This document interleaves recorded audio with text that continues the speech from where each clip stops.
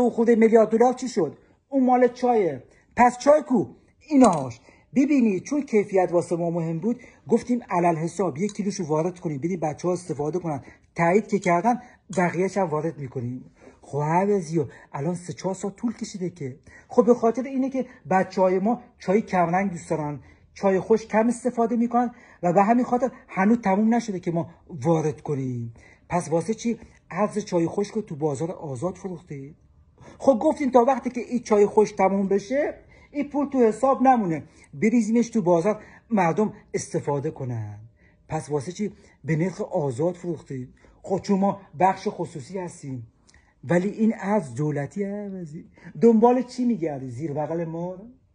یعنی با این پول 175,000 میلیارد تومان میشد به تمامی مردم دنیا نفری یه فلاکس چای، یه نبات هم اشانتیوم داد. میشد با